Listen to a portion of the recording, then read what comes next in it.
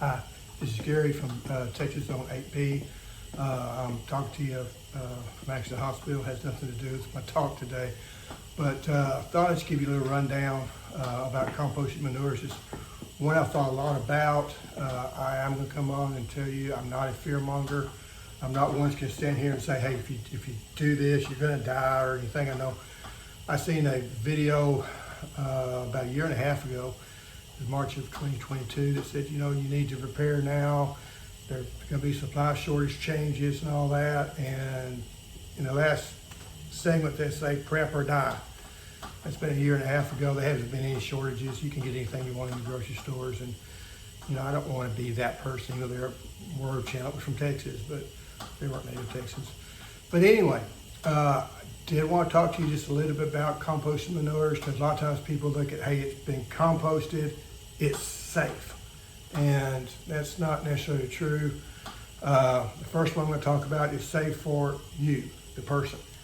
Now, if you compost it, everybody says, well, I composted it. I broke it down. And that's good. But to be properly composted, the heat-treated compost takes a lot of effort. Most people never achieve true compost of that nature.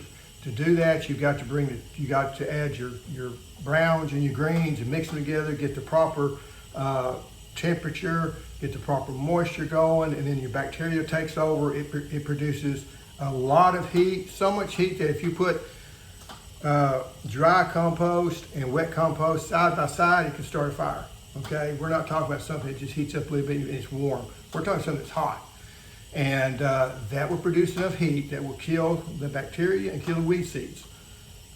But to do that, you have to have at least 3 foot tall by 3 foot wide, 3 foot deep compost area at the very, very minimum.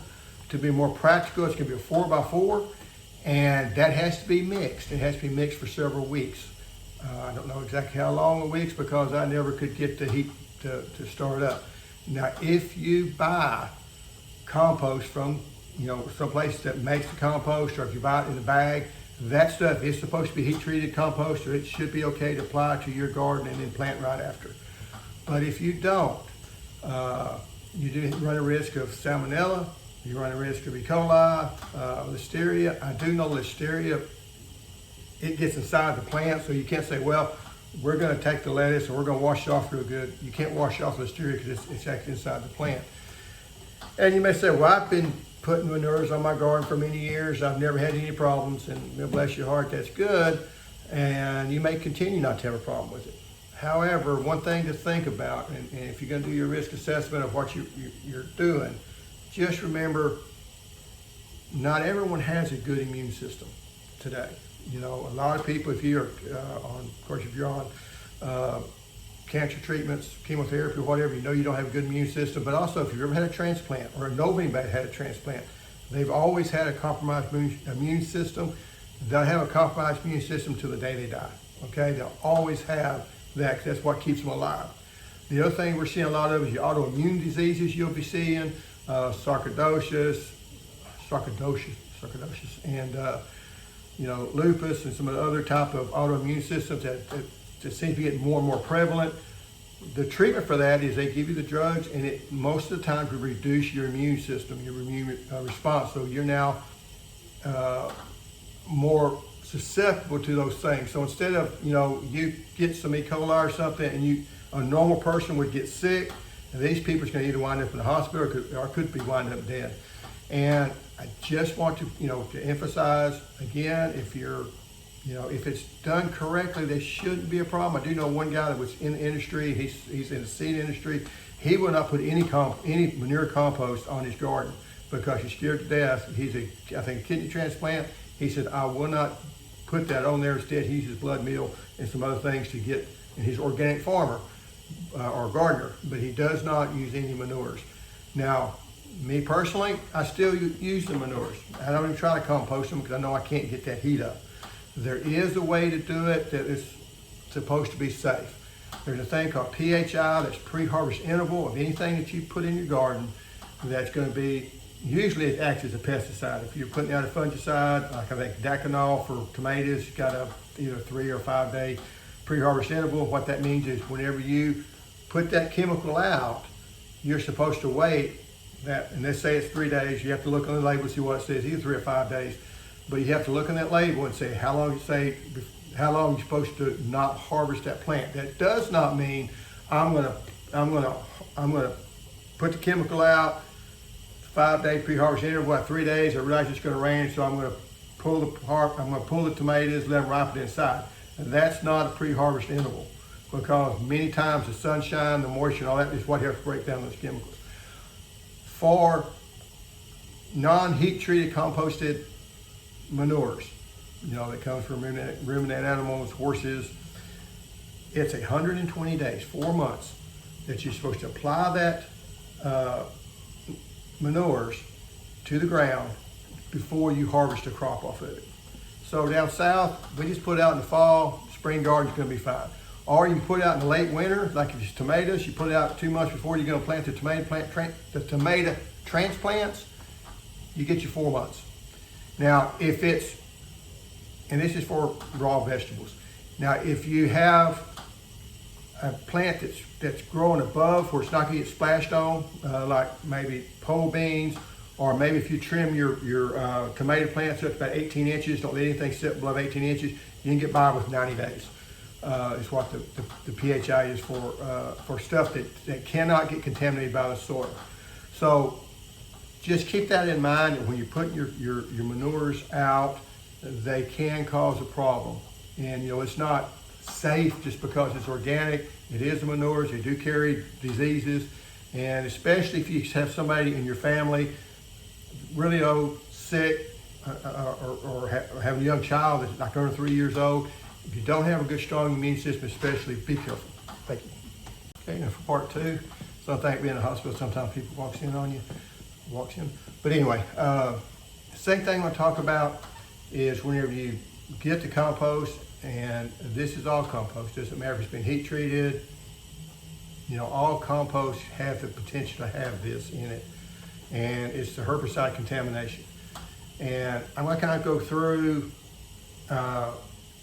how this happens, because I've heard some people that get in there say, I can't believe people are so thoughtless that they'd do this, and it could potentially contaminate people's gardens. Here's the way it works whenever you're doing this. If I own a horse, and if I'm going out and buy hay, I'm going to say I buy hay from Mr. Smith, made up person, but say he lives down the road. I want some good hay that doesn't have a lot of weeds in it, because my horses they're not a ruminant animal. They only have a 1-compartment stomach. A ruminant animal has a 4-compartment stomach. Animals do not have 4 stomachs, they have 4 compartments. Just like your heart, we don't have 4 hearts, we have a 4-compartment heart. Well, with horses, they only have one simple stomach, 1 compartment, and they don't digest things as well as far as grass. So you want to get the top quality hay. You don't want a lot of weeds in it. So to do that, and we also like the better quality hay, which is usually Bermuda grasses, and Bermuda grasses allow weeds to come in it and can get very weedy. So Mr. Smith is going to go down there and he's going to spray his fields, because I'm wanting to have a weed-free hay, because that's kind of what I want. And they'll spray the fields. Now, they'll usually spray it with 1 of 3 things in my area. You can also spray a couple other things. The main two is Graze-On or the old Graze-On P stage, Graze-On with Picloram and 2,4-D, and also Weed Master, which is dicamba and 2,4-D. The 2,4-D is not a problem as far as contamination for compost. 2,4-D does volatilize, it'll move around, and it can spread to your garden, but it's going to do it through the air. It's not going to do it through the compost, because it will break down fairly quickly. But when you spray it, the 2,4-D is to kill any weeds that are already up. So it's a contact spray. The weeds are up, it kills them.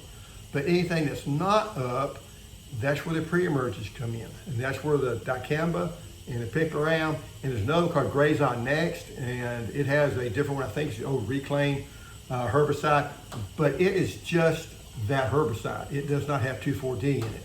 So with it, you can actually spray it without being a registered applicator.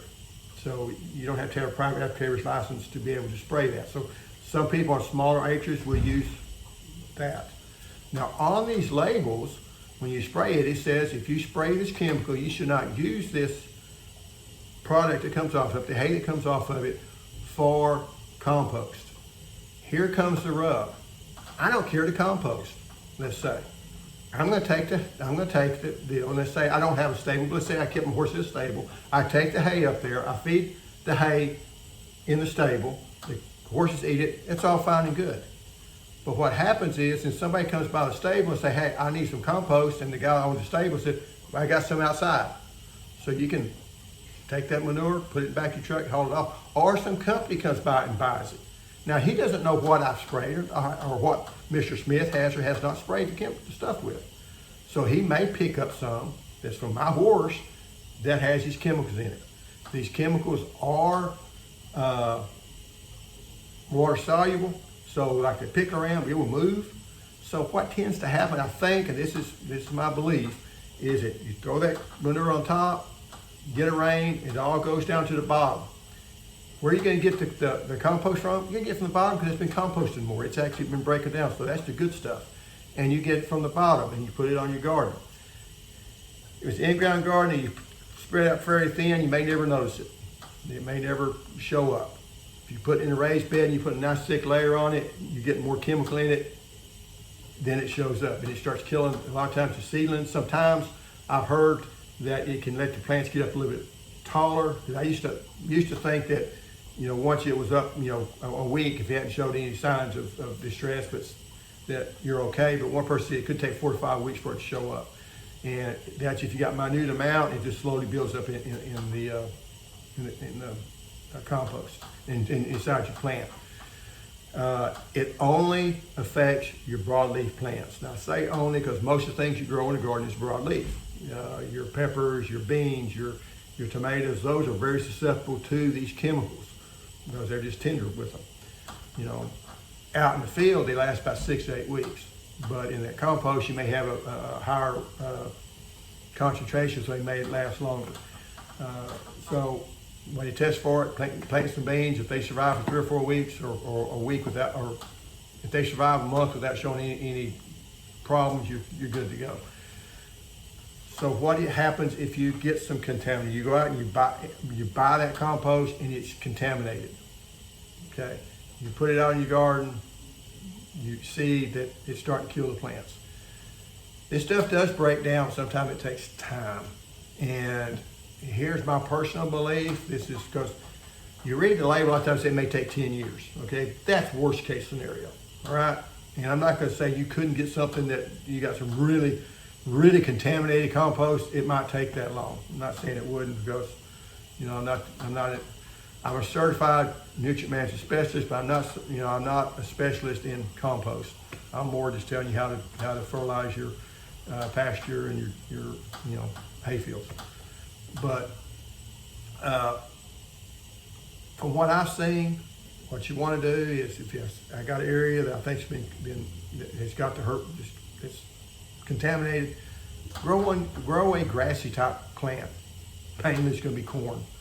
Grow your corn for a year. Take the corn stalks, cut them off, take them out of the garden, because what's going to happen is that corn's going to take up some of that chemical. It's not going to hurt the corn, but it's going to take that chemical up. And then when you cut the stalks off and haul them off, you're helping to cleanse the soil from those contaminants. The other thing you want to do is put on a lot of water. This stuff is water soluble. So if you water it, it's going to tend to dilute it. It's going to tend to spread it out. It's not going to be that big of a problem. There is no grazing requirements on this stuff, so it's not that these herbicides are deadly to the plant, deadly to your livestock. It's just deadly to the plant. So and there's chemicals in everything that you do. So I really don't think, from my opinion, it's that much of a problem saying, oh no, this contaminated soil, I want to do away with it. Now, if you're doing something that's inside, like a high tunnel or something of that nature, I can see that you might want to dig it out and get some new soil, and you have to go all the way to the bottom. Now, how prevalent is this problem? If I go out and buy a bag of black cow, what's the chances of me getting contaminated compost? I have no idea. And when I say that, these are not new chemicals. These chemicals have been here. I started working for the federal government, for the USDA, back in the 80s. and they were in then. And I don't know how soon they were out for then. I haven't went back and researched that part of it. And we've always been a problem. We always knew that you could get contamination, from compost. But we didn't have internet. We didn't have a lot of things we got today. So even if somebody had a problem, he might have told his friends, but that problem was short, short community. Today, I mean, I know two people that said they think they've gotten some contaminated compost. One of them is in Austin, Brooke from Seed to Plate. I think she got something, and it sounded like it was legit. It could have been that, or it could have been salt, but it sounded legit that maybe it was.